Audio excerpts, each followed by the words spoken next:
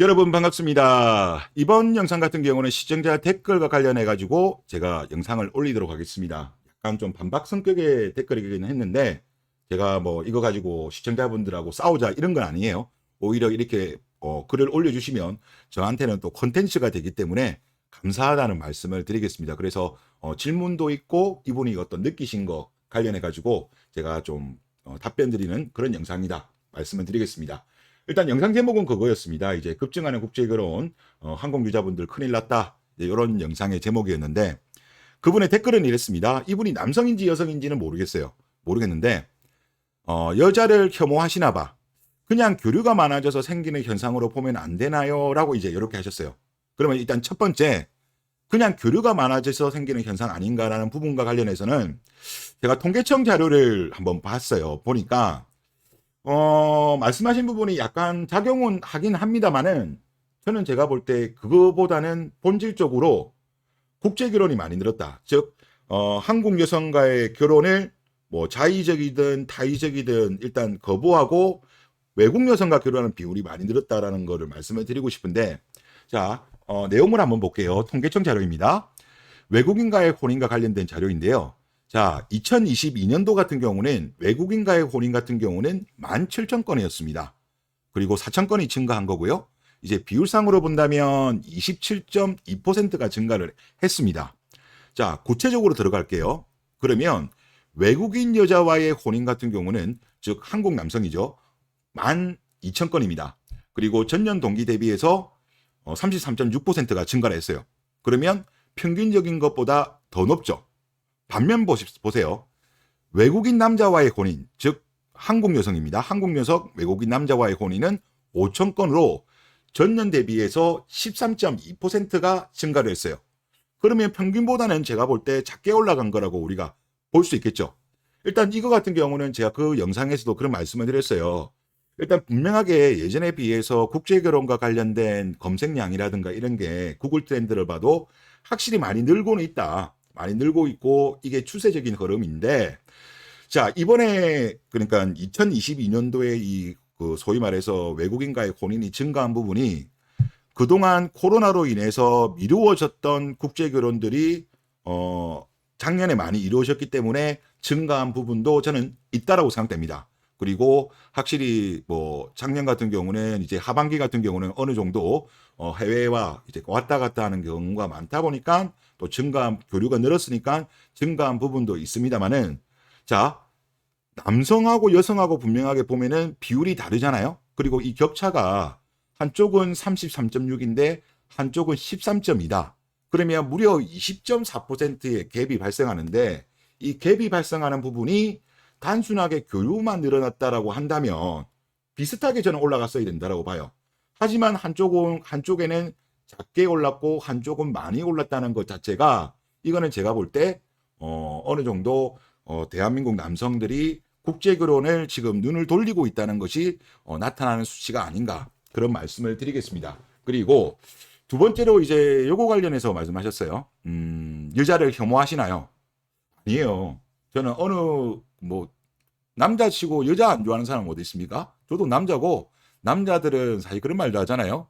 사실 뭐 진짜 나이 들어도 문지방만 넘을 힘만 있으면 뭐 어떻게 한다라는 그런 이야기가 있듯이 여자 좋아합니다.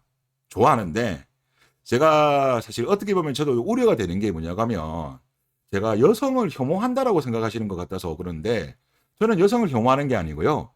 지금 어떻게 본다면 대한민국 특정을 하면 그렇습니다. 대한민국 여성들의 잘못된 생각을 싫어하는 겁니다.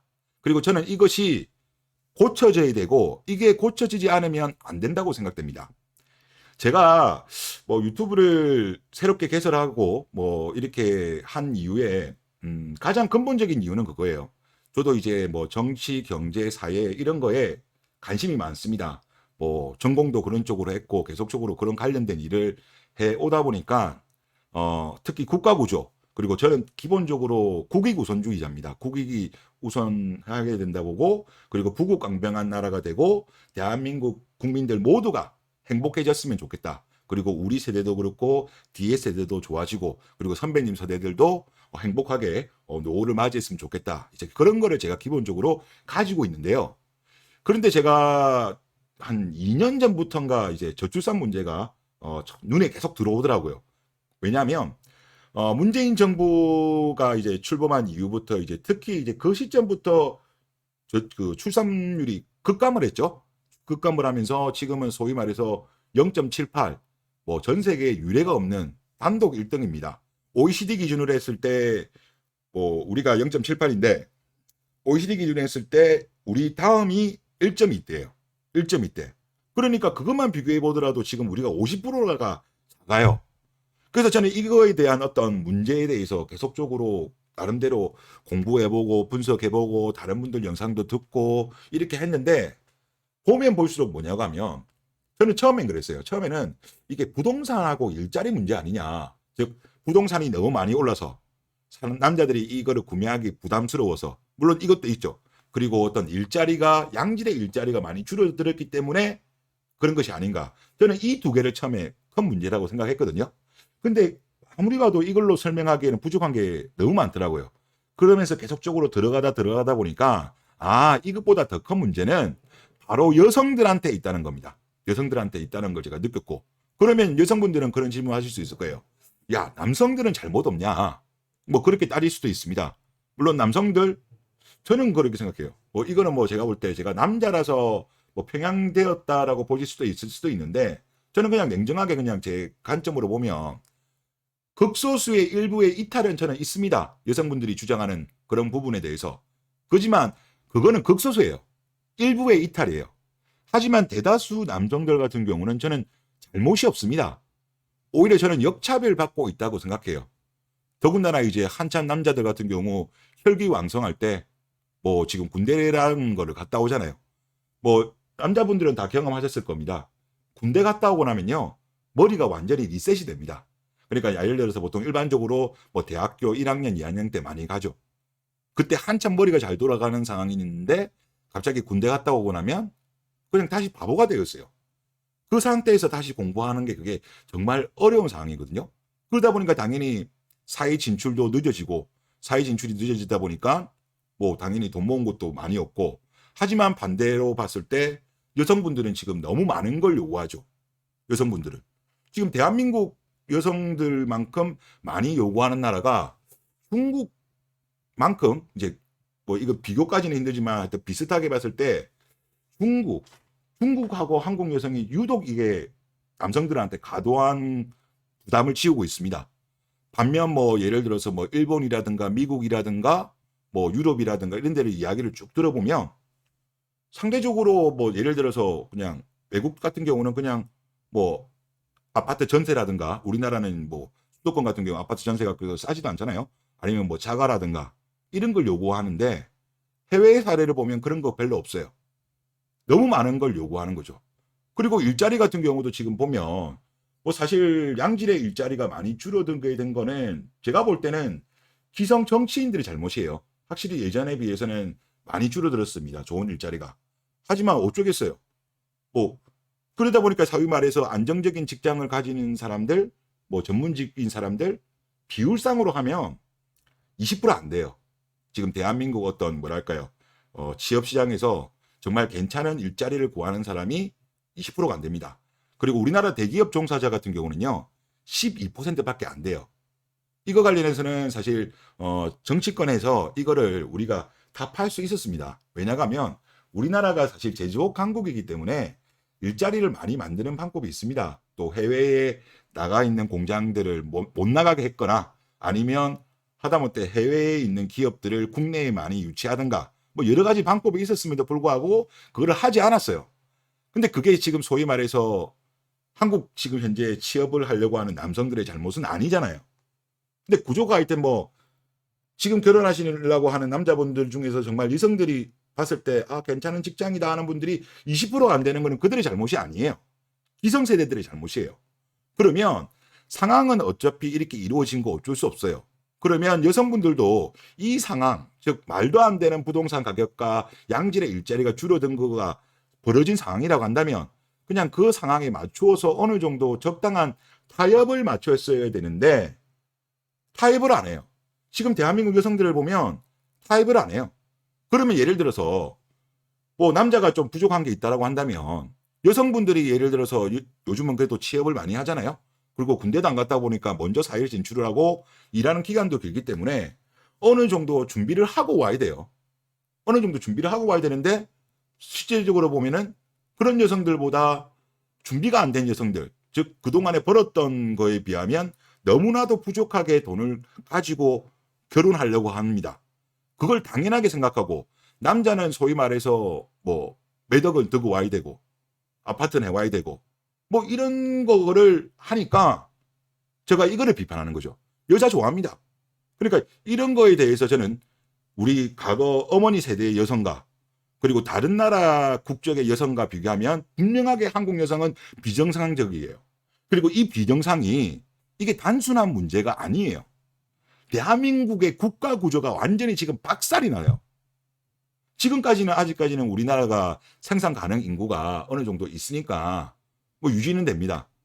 저는 한 번씩 그 인구 피라미드 그거 움직이는 거 있거든요. 통계청에 가면 그게 있는데 그걸 예를 들어서 이게 클릭을 하면 연도가 계속 올라갑니다. 플러스 누르면 10년 뒤, 20년 뒤 보면 막 그냥 겁이 나요.